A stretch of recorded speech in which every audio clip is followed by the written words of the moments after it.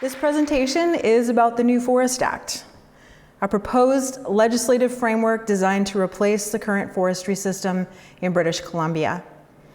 It was developed because a growing number of people in rural communities, forestry towns, watershed groups, and even within forestry itself can see that the current system is becoming increasingly unstable. Tonight is really about one question: whether BC has a viable alternative forestry system. And I say that up front because this presentation is probably different from what some people expected. This isn't just a complaint about the system or a general discussion about forestry issues. And it's not based around the idea that if we just raise enough awareness, the system will somehow change on its own. This presentation is about a structural proposal: how forestry is currently organized, why that structure produces the outcomes we're seeing, and most importantly, how the new Forest Act proposes to reorganize it. And the people who developed it came at this from very different kinds of experience. I came into this work after the Grand Forks flood in 2018, when I started trying to understand what had happened to the watershed around my community. Local loggers, including Stan Swinarchuk and Wayne Tibloos, took me into the Campbell River watershed and explained how forestry was actually operating on the ground. That started years of traveling across BC, listening, learning, and seeing the same patterns appear over and over again. Dave Weaver is co-developer of the proposal, and he spent decades working inside BC forestry, industry, government, silviculture, and field forestry. And a major influence on the proposal is nature-directed stewardship work developed by forester and ecologist Herb Hammond. And along the way, many others, foresters, rural residents, scientists, and long-term land stewards have influenced and sharpened the thinking behind this work.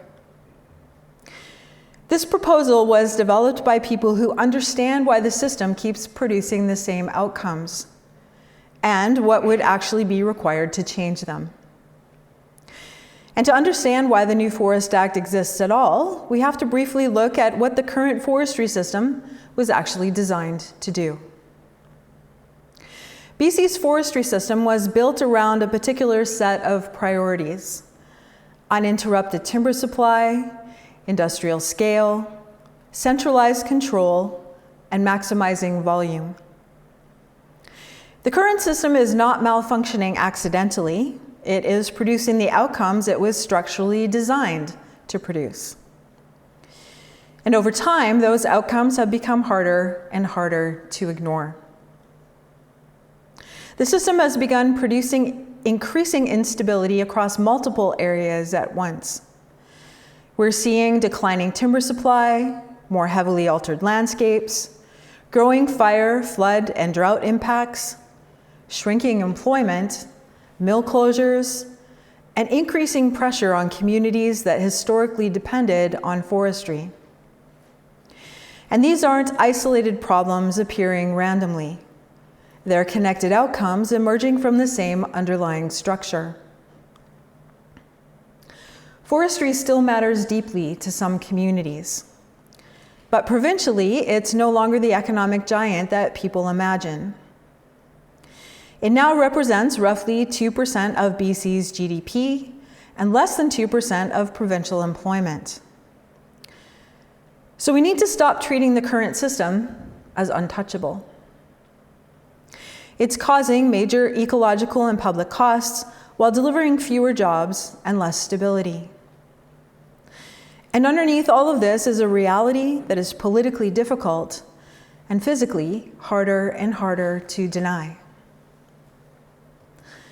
Large parts of British Columbia are now heavily altered landscapes.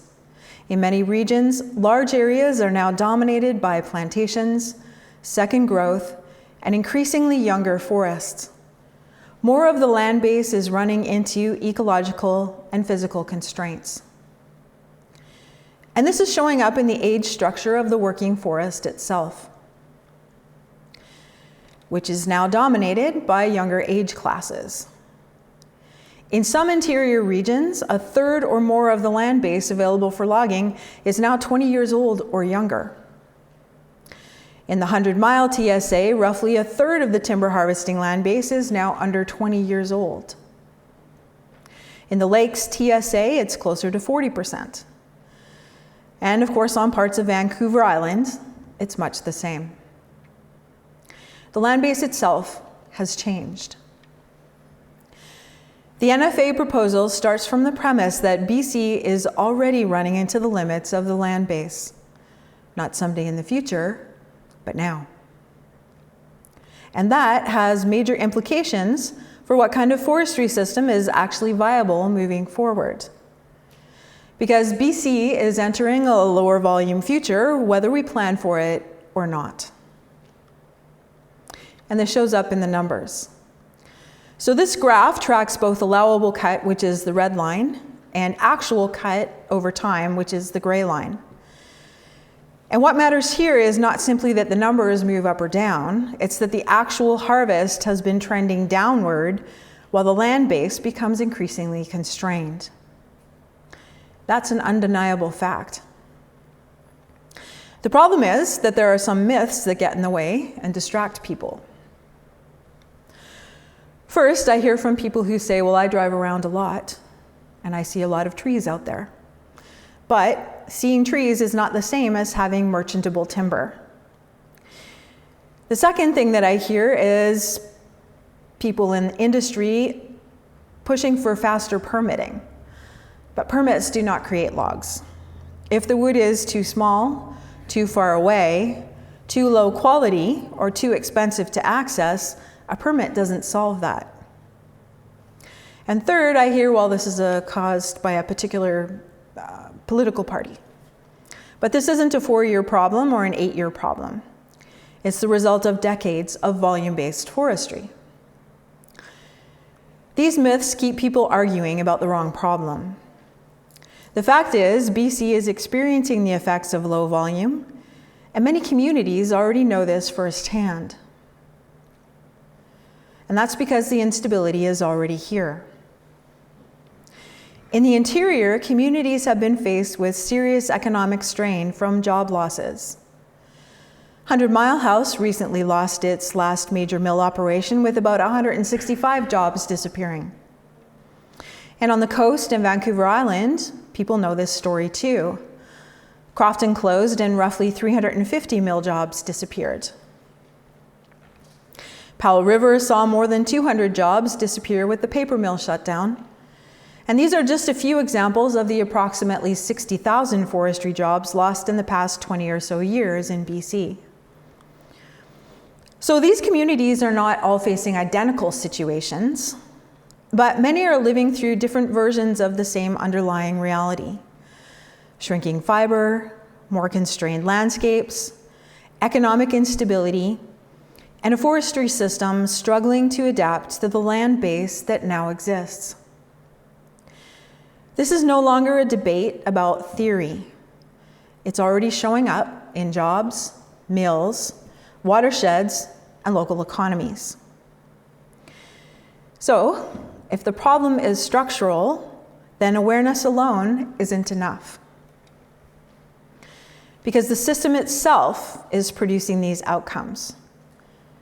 And the conversation eventually has to move beyond criticism. The current system is not simply the result of a set of bad decisions or isolated mistakes.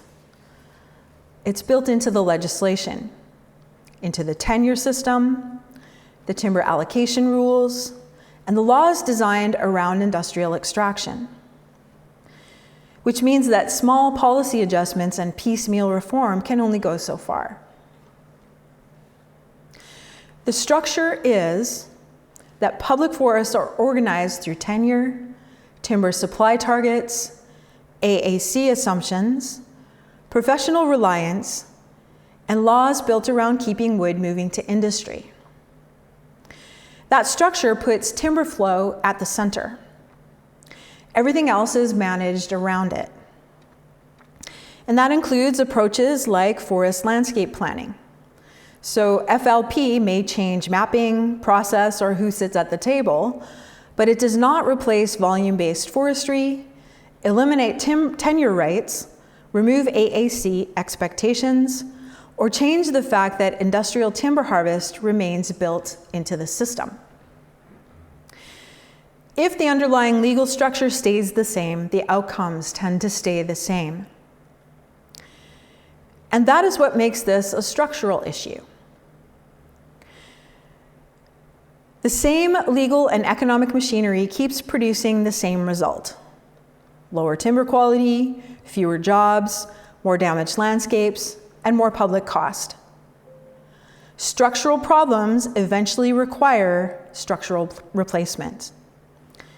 And that's the role the new Forest Act is trying to fill. Because BC doesn't actually lack awareness of forestry problems. People have been raising alarms about forestry in BC for decades. There have been many reports, campaigns, protests, documentaries, and watershed groups. Awareness isn't the missing piece. What's largely been missing is something else: a coherent structural alternative.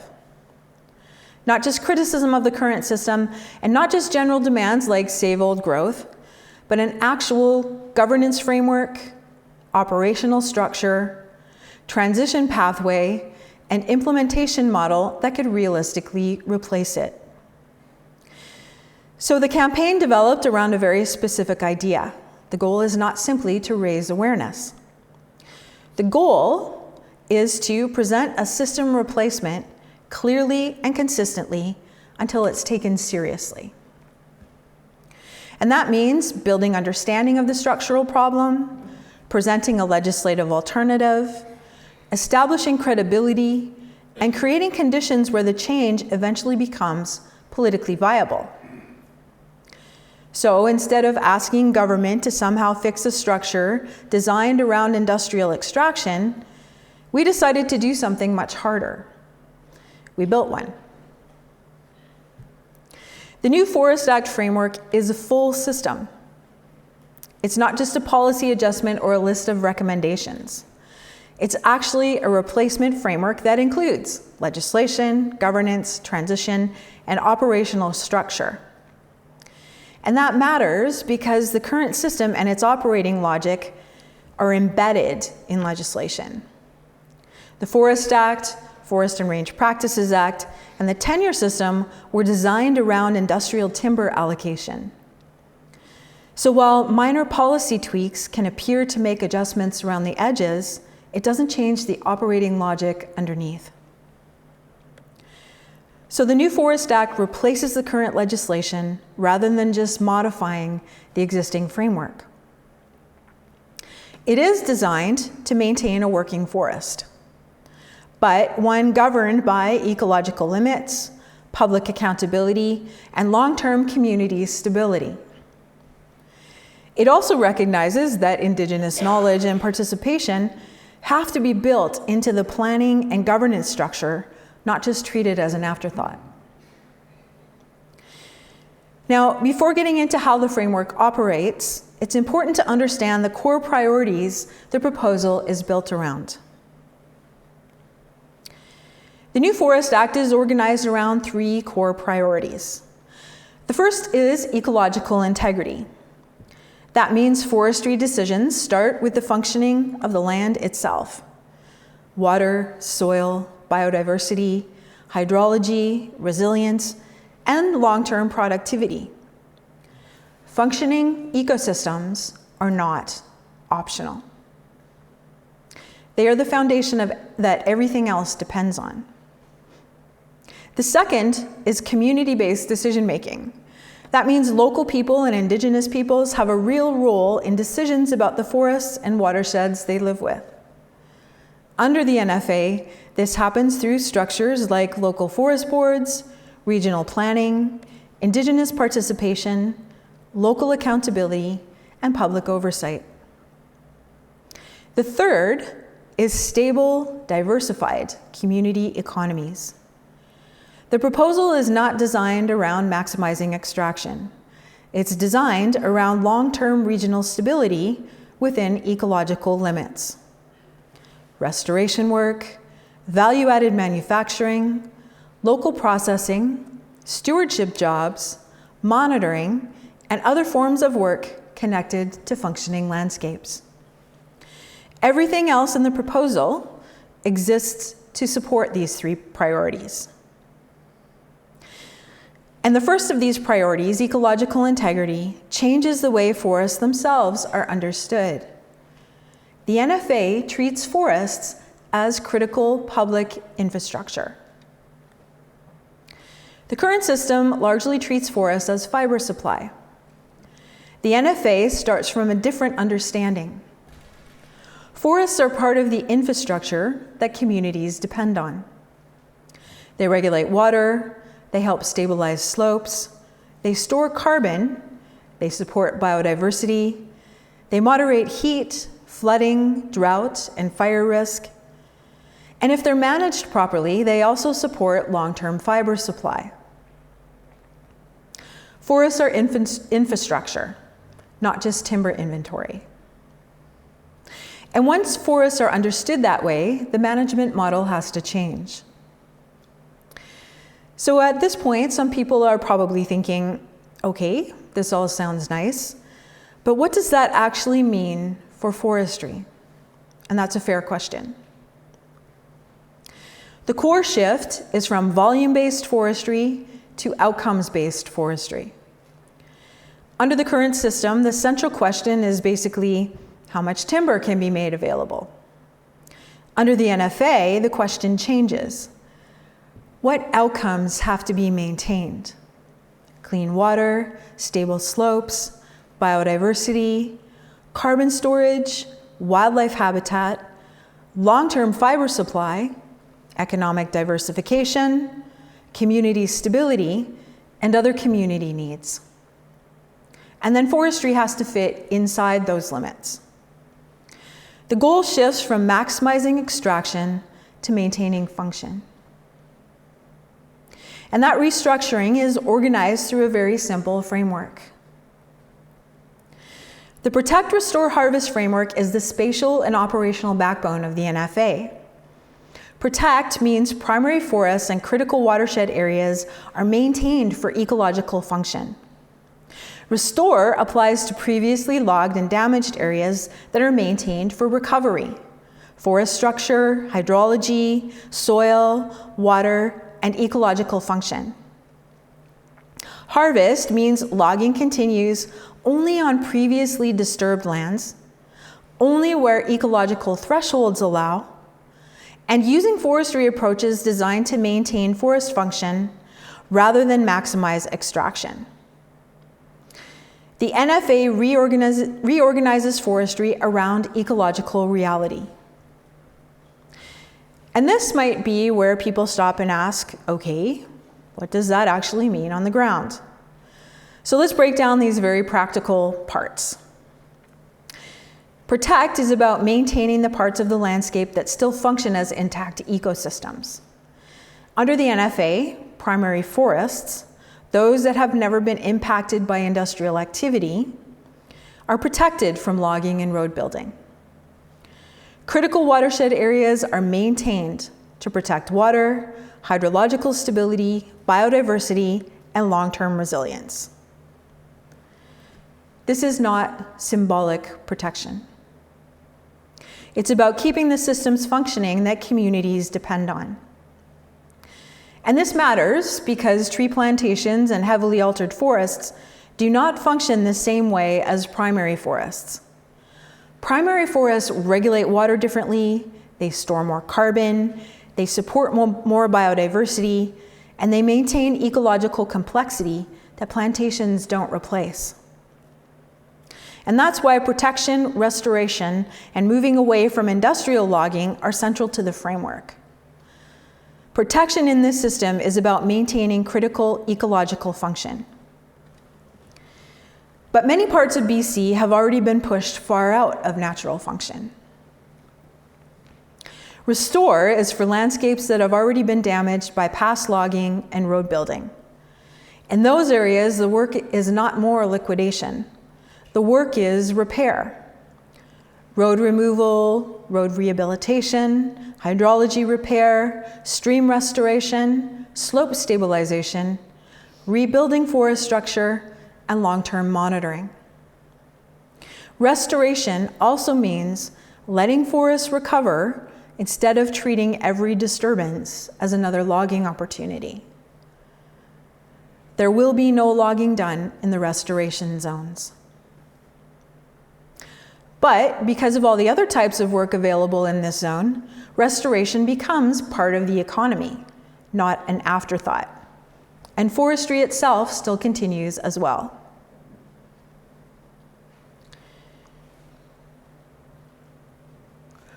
The NFA changes where logging happens, how much happens, and what forestry is expected to produce. Harvesting continues, but on previously logged land, using methods suited to the particular site rather than one industrial formula applied everywhere. The proposal moves away from clear-cut dominated forestry as the default model. So that may include partial cutting, continuous cover, selection-based forestry, retention systems, or other approaches that protect water, soil, forest structure, and ecological function. So logging continues, but only within those ecological limits. To move from concept to landscape, we mapped the PRH framework onto a real watershed in the Kettle region.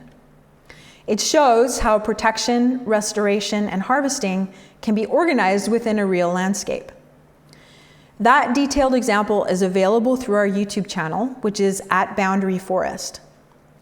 And in a few minutes, Dave will cover what that looks like on a Vancouver Island watershed. So you can see that there are differences in the way it works on different landscapes. An important point that I want to make is this. H is not applied like a mathematical template. It is site-specific and watershed-specific. And underlying the PRH zoning system is a different stewardship philosophy. Nature-directed stewardship means forest management starts by asking what the ecosystem can sustain.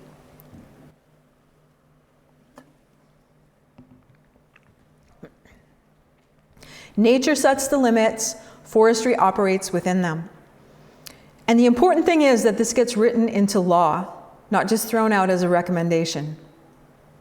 Dave is going to show what that actually looks like operationally. So the proposal replaces the core forestry statutes, including the Forest Act, FERPA, Private Managed Forest Lands Act, and the Ministry of Forest Act. At the same time, the Water Sustainability Act is retained and fully implemented to support watershed-based planning. So this is not a policy overlay, it's a legislative restructuring. Private managed forest land is part of that transition as well. Private ownership remains private, logging continues, but the rules change. And Dave is going to walk through what those changes actually look like operationally. So far tonight, I've talked about why the proposal exists, how it's structured, and how forestry would be reorganized and what changes in legislation. But at this point, people usually ask a very practical question. Again, what would forestry actually look like? And that's where Dave comes in. He's going to walk through what this framework looks like operationally, how forestry practices change, and particularly on Vancouver Island, how private managed forest land fits into the picture. And let's all welcome Dave.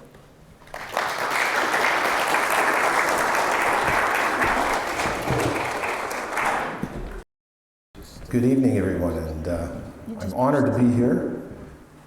I really appreciate that Jennifer has roped me into this in my retirement, and she's a very motivating person that I'm so lucky to have crossed paths with. Is that working pretty good there? Yeah. Okay, we'll just check with the video guy. Yeah, I just want to also thank the Watershed Sentinel and the Council of Canadians for sponsoring this gathering tonight. I really appreciate it.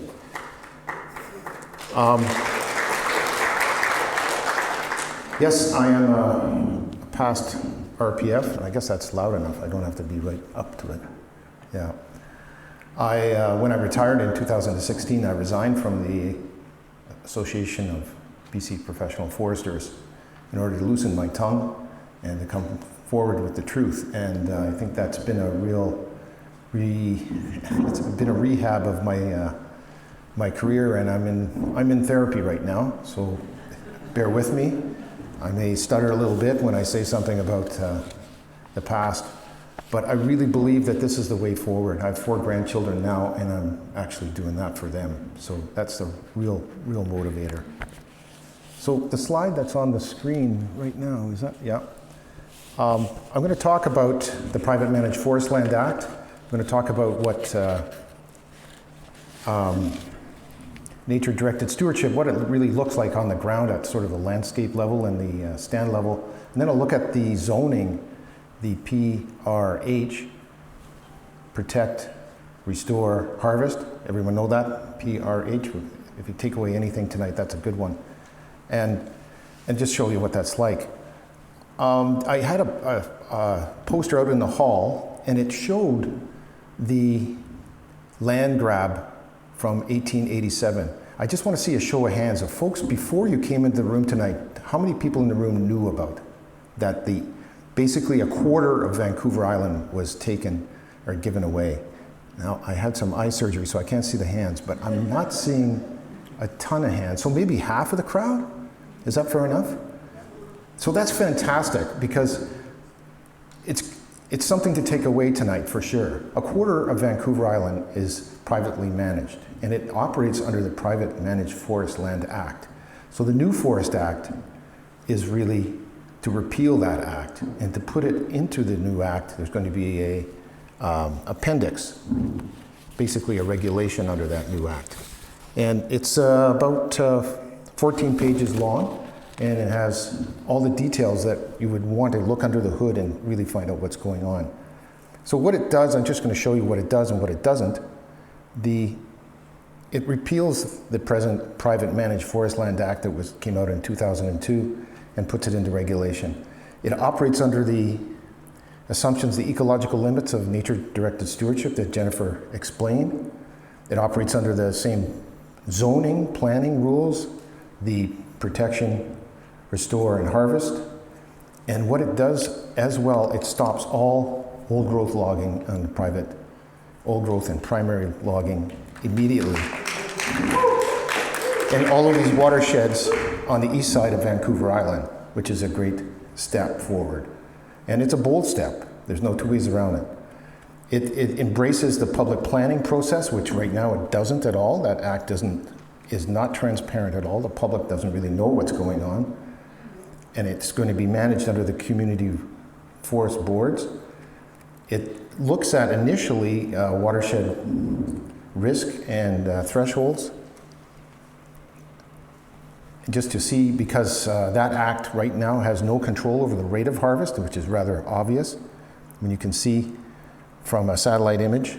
It embraces the Water Sustainability Act, which is still in place, and the new Forest Act supports that act to be in place, because there's a very powerful aspect to it, the Watershed Sustainability Plan, which are doing a pilot of that planning process in the Coxsala. Is anybody in the room familiar with that? Nobody is, and not too many folks. They're actually testing that and working with the major private landowner there. One of the, what this act does do, though, is it incentivizes the tax system. Right now, under the Private Managed Forest Land Act, the big companies that own these large tracts of private land on eastern Vancouver Island get a cut in their taxes if they sign up for that act. We're proposing, under the new Forest Act, that they even get a further cut if they abide by stewardship principles. And that would mean that, I gotta look at my notes here for a minute, that if they abide by the conditional or I should say the measurable stewardship outcomes within the new act and comply to the standards, then they get their taxes reduced even more. So it elevates the tax incentive if you're a conservation-oriented and you abide by those stewardship criteria: watershed protection, reforestation success, and also meeting the disturbance guidelines, the amount of clear cut that are in the watersheds. So that's what it does. What it doesn't do, and then Jennifer's kind of explained that too, it doesn't expropriate private land. So that's not going to happen. They're going to hang on to their private land if they follow those stewardship goals. It's not going to impose public ownership either. It's not going to take over that private land. They can hang on to it as long as they play by the rules.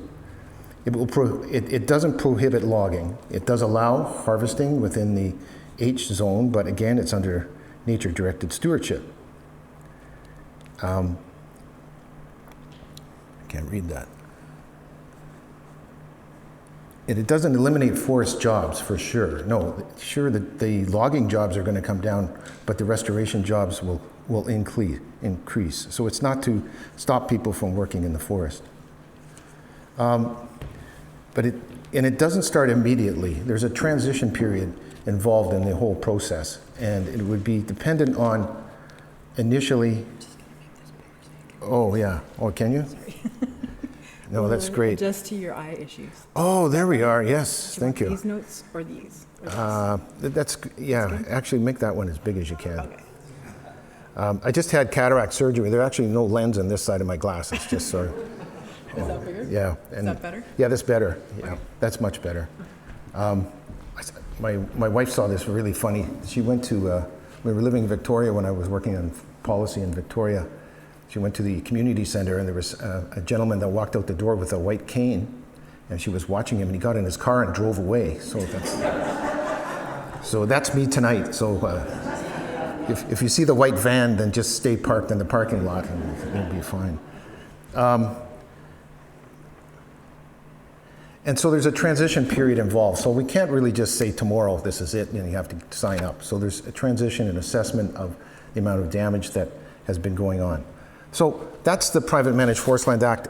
And there's a lot more detail in here if you want to. And there's a great example called Marmot Meadows. It's sort of a fictional watershed, and just how it would work. And we wanted to be as detailed as we can, but not take it all away, but just to demonstrate that we were thinking about it. So as Jennifer says, what does that common question we get all the time is, what would forestry really look like under nature-directed stewardship? And this is an image from Quadra Island. I was trying to find somewhere on eastern Vancouver Island around Quadra, or on some of the Gulf Islands. What does it really look like? Well, actually, nature-directed stewardship, you shouldn't see it from the air, because the whole goal is to have some form of functioning forest and functioning cover there. Your impact of the harvesting on the land-based would not be so visible.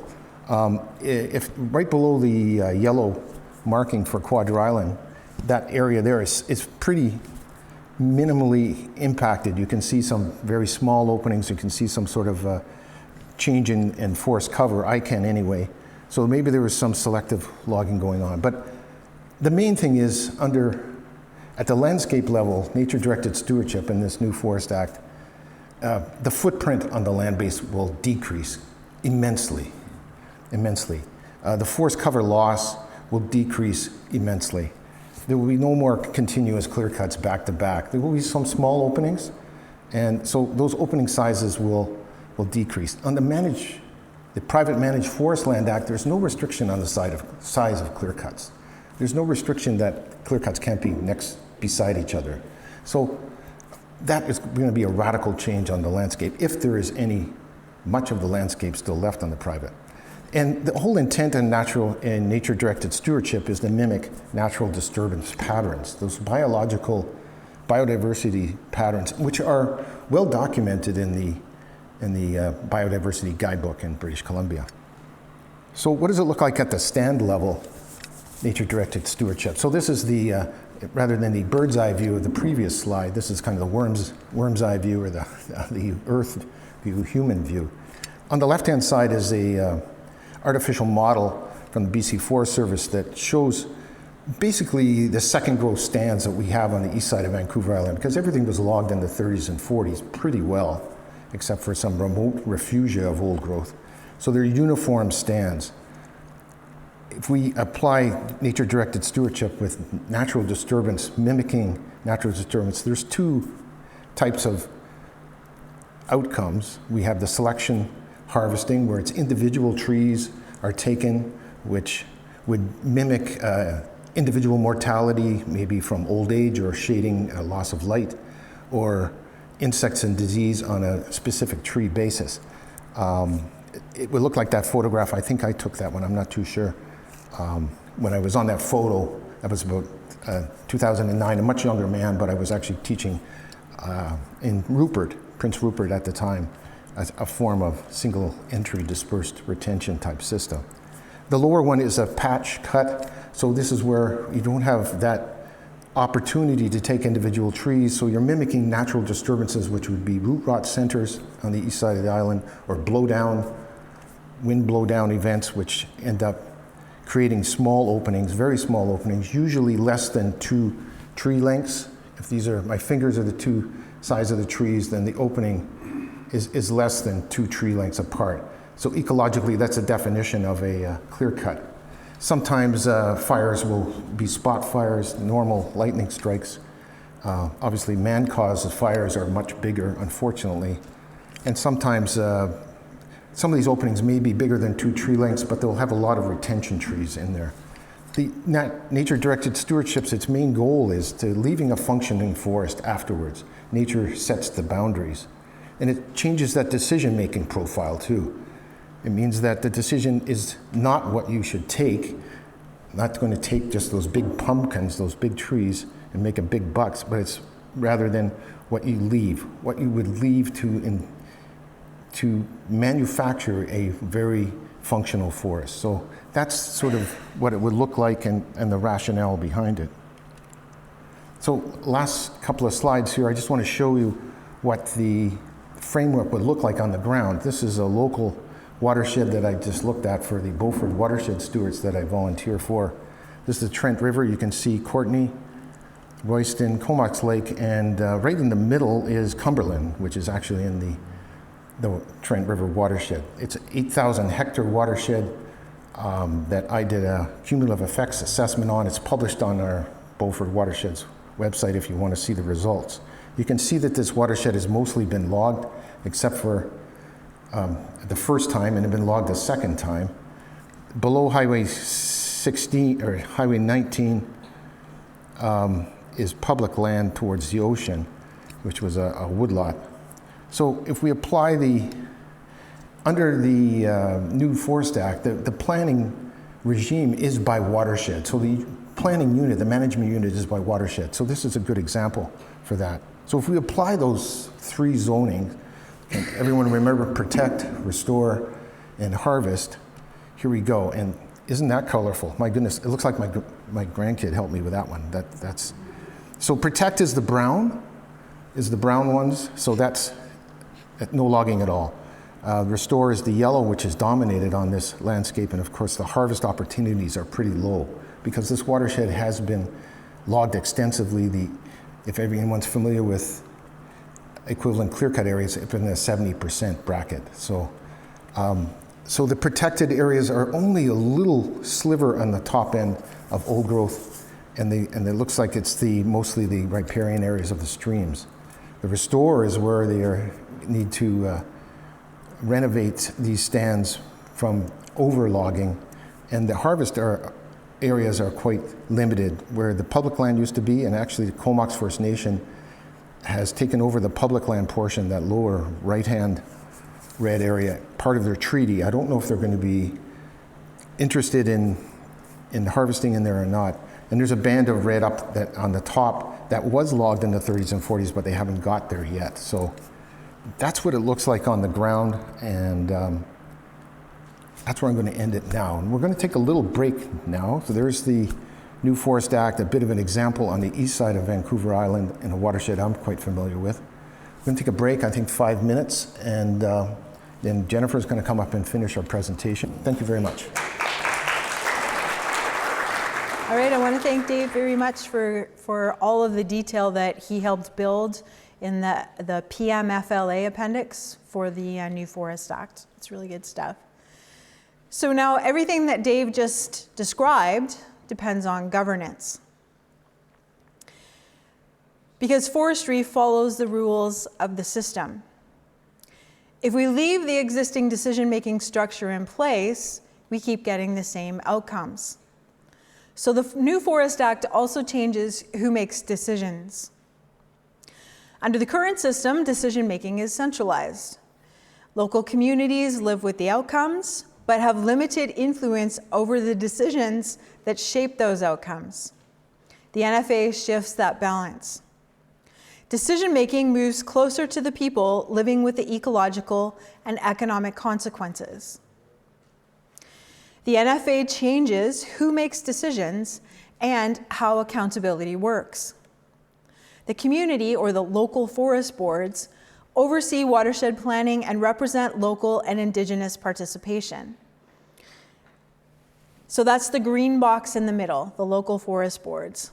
The Forester General, that's the blue box, is an office that functions independently, similar to an Auditor General, and it reports publicly on whether the system is meeting ecological goals. Science panels and Indigenous knowledge panels provide ecological and cultural guidance. Local ranger stations restore monitoring and compliance capacity. So those are the light green boxes that are feeding into the community forest boards. And then there's a new ministry called the Ministry of Ecosystem Integrity, administering the framework provincially. So there's a poster of this outdoors, out in the foyer there if you want to take a look at it before you go. And it's also in the proposal itself. I realize this looks complicated, but if you remember nothing else from this diagram, remember this. Local people help shape decisions, experts provide guidance, government administers the system, and independent oversight makes sure everyone is doing their job. So those community or local forest boards sit at the center of regional planning. And they're made up of local residents and local Indigenous representatives, not tenure holders or corporate boards. Members serve fixed terms and are accountable to the public interests. Their job is to oversee forest planning for their area and make sure decisions reflect local realities and ecological limits. So they design the plans for their watershed region and create room for innovation, adaptation, and community-based economic development under nature-directed stewardship. And this is where people usually ask, how does all this work economically? And that's a fair question. Because the proposal is not just changing how forests are managed. It's also changing how public timber moves through the economy. Many British Columbians assume that public timber already moves through an open market, but much of it does not.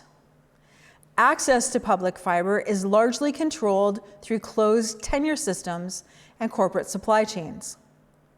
The proposal reopens regional log markets, and that means public timber can be openly sorted, graded, priced, and made available to local businesses and manufacturers. The goal is public timber should create public value.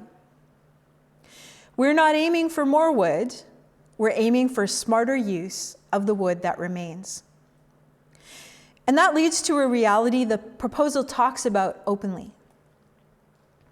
The era of building a forestry economy around endless volume is already ending. The forests changed.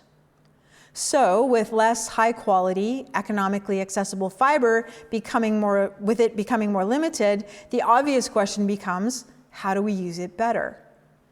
The proposal shifts towards less waste, better sorting, local manufacturing, value-added production, and keeping more benefit in the region. In a nutshell, the proposal's economic rationale is to avoid liquidation, support small and medium-sized milling and value-added businesses, and reopen regional log markets so public timber becomes public value. And this is also where the jobs question changes. The goal is more jobs and more value from each cubic meter we still have. That is the difference between a volume economy and a value economy. And in many regions, restoration itself becomes major economic work. It has to anyways, so let's make this intentional. All right, so Dave's going to come up and talk a little bit about the jobs question. He can take the big step.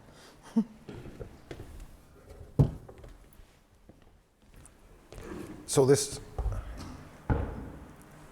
is just a comparison of how many jobs are created per 1,000 cubic meters per year. That's a bit of a clunky metric, but that's the way that was presented. And it's in the, not totally this whole slide, but it's in the new Forest Act online.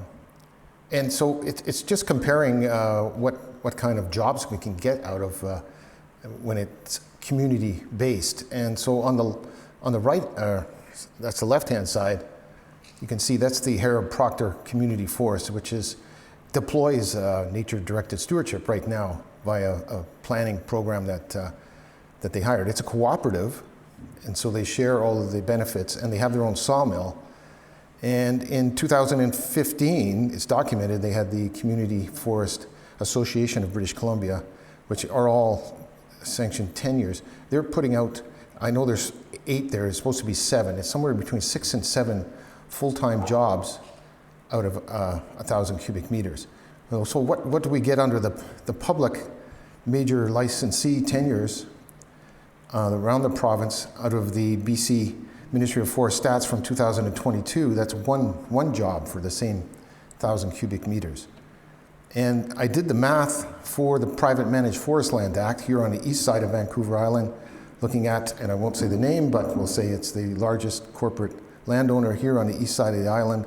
On their website, how many permanent jobs they say they generate, and compared it to their annual allowable cut, which is published under their audit of their Sustainable Forest Initiative, and you come up with half a job for 1,000 cubic meters. So we can do a lot better at the community stage, and it's quite clear here. Again, pardon that I just Googled loggers and I got all those images of those guys. There was no female loggers, but I'm sure there's female jobs in there too, so don't hold that one. It's a tough one. But we can do it better.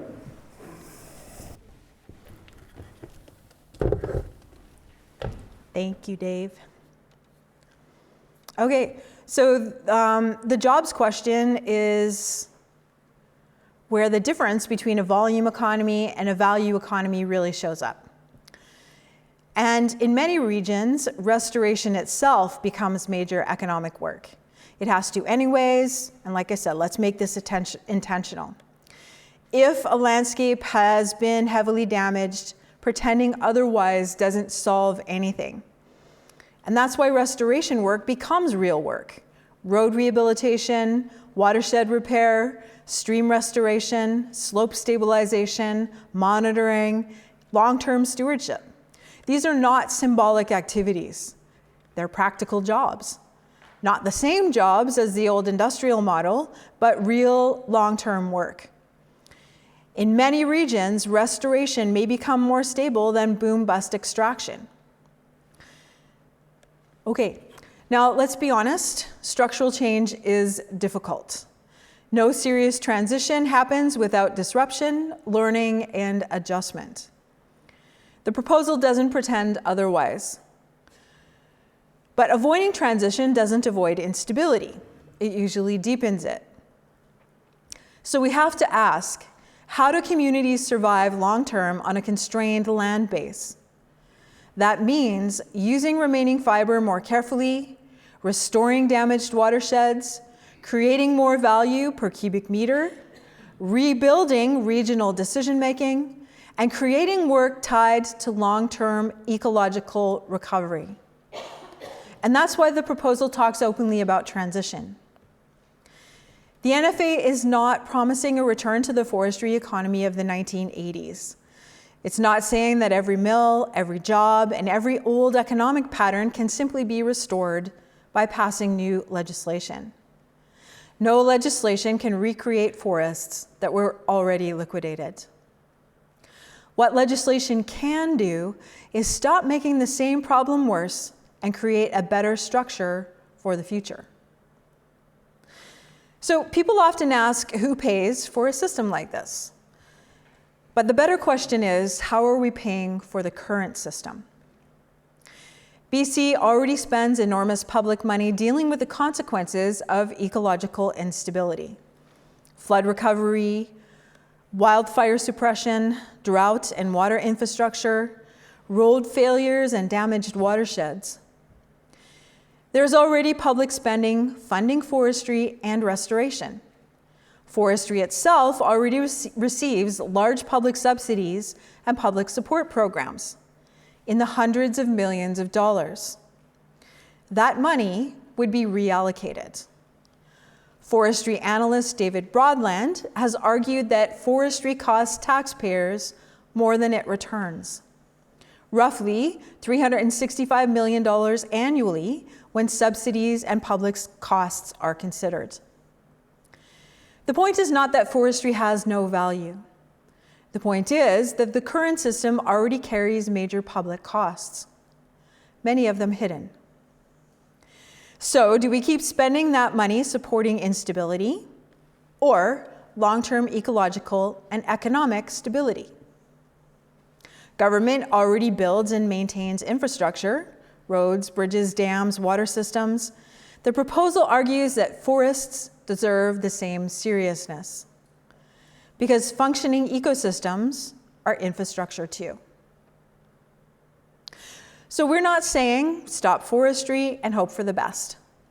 We're saying it's time for a different forestry economy. Harvesting continues, but more value is recovered from lower volumes. Public timber creates more regional benefit instead of simply moving through large volume extraction systems. The NFA is designed around maximizing long-term public value from a more constrained land base. And so a phased transition can occur under this system. Change doesn't happen overnight. Some changes can begin immediately. Stronger protection, watershed screening, ecological thresholds, and improved enforcement. Other changes can be phased in over time. Restoration, regional planning, monitoring systems, and adoption of new forestry methods. Transition could occur regionally. It could occur through pilots or through staged implementation, depending on conditions. The point is continuity. Changing the system without creating or contributing to collapse. Okay, so now we leave forestry design and enter politics. Because even the best proposal means very little if it never becomes politically viable. Systems rarely change because people simply criticize them long enough. Most systems change when something else happens. An alternative becomes credible, public understanding expands, decision makers begin taking that alternative seriously, and political conditions gradually shift. That's true in law, public policy, and institutions generally. Change usually doesn't happen all at once.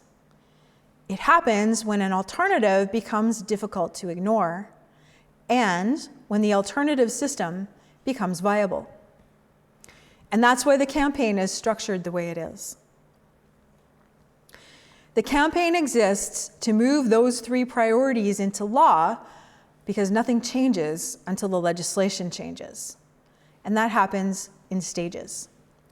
First, people have to understand the structural problem. Not just individual controversies or cut blocks, but the larger system producing repeated instability. Second, a clear legislative alternative has to exist. Criticism alone doesn't change policy. Decision makers need something concrete to evaluate. Third, credibility has to be built. And that means meetings, presentations, local governments, technical discussion, and sustained engagement with decision makers. Fourth, public awareness and support expand. Not simply awareness of forestry problems, but awareness that a viable alternative exists. And fifth, over time, conditions develop where legislative change becomes politically possible.